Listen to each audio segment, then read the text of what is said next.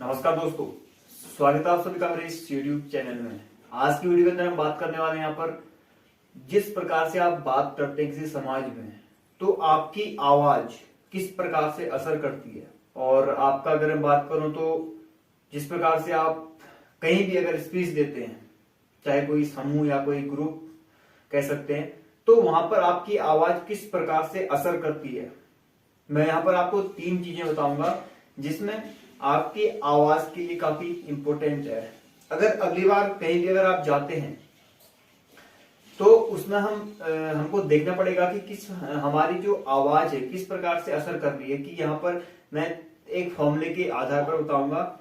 ये मेरी स्पीकिंग की दूसरी वीडियो है। पहली वीडियो यहाँ पर देख सकते हैं आप, मैंने यहाँ पर लिखा था कि पब्लिक स्पीकिंग किस प्रकार से करनी है, स्पीकिंग की ओपनिंग कैसे करनी है और क्लोजिंग कैसे करनी है। यहाँ पर 3 पॉइंट मैंने बताए थे, आप यहाँ पर देख सकते हैं।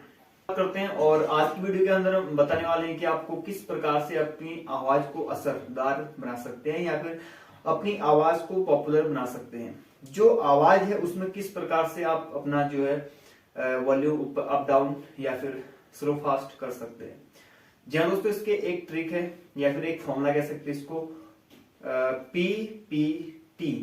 आप देख पा रहे हैं PPT, अर्थात पहला जो आपका P है इसका मतलब आपका पिच, दूसरा P का मतलब है यहाँ पर पेस और T का मतलब आपका टोन। आइए इसको समझते हैं कि आपका PPT किस प्रकार से काम करता है यहाँ पर। ठीक है,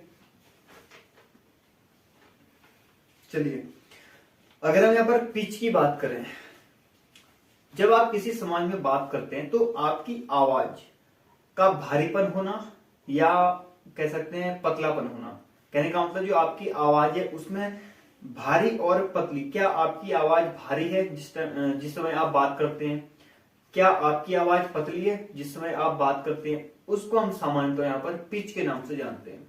तो जब भी आप किसी पब्लिक प्लेस में अगर आप बात करते हैं, कन्वर्सेशन करते हैं, तो वहां पर आपकी जो आवाज है उसमें आपको ध्यान रखना पड़ेगा कि किस प्रकार से यहाँ पर मेरी जो आवाज है उसमें पिच हो रही है। पिच का मतलब आप समझिए कि आवाज मोटी और पतली, ठीक है, भारी या पतली कह सकते हैं इसको एक प्रकार से।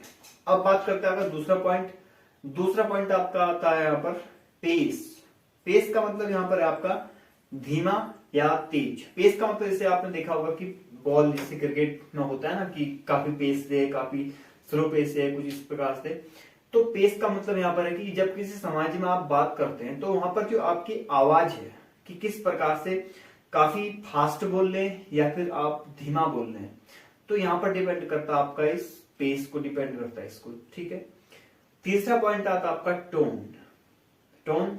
किस प्रकार की टोन, जैसे मैं आपसे कहूं कि जब भी आप किसी संस्था में या फिर किसी पब्लिक प्लेस में बातचीत करते हैं तो उस बातचीत में क्या आप लोगों को कहना चाह रहे हैं, क्या अपना अधिकार जमा रहे हैं, जो आप बोल रहे हैं उसमें अधिकार जमाना, या फिर हम कह सकते हैं जो वक्ता है जो सुन रहे हैं आपको, ठीक है, तो उनको मनाना। यहाँ पर 2 चीजें हैं, कुछ इस प्रकार का आप कह सकते हैं कि अपना अधिकार जमा रहे हैं यहाँ पर बोलकर, या फिर उनको मना रहे हैं जो आपको लिसनर, जो आपको यहाँ पर लिसनर है। ठीक है, तो ये चीजें यहाँ पर जो है काफी मैटर करती है। जब भी आप किसी प्लेस में बातचीत करते हैं या फिर अपनी जो है आवाज रखते हैं, तो इसमें 3 चीजें यहाँ पर इंपोर्टेंट है। मैंने आपको बताई, नंबर 1 पिच, दूसरा है पेस, तीसरा है आपका यहाँ पर टोन।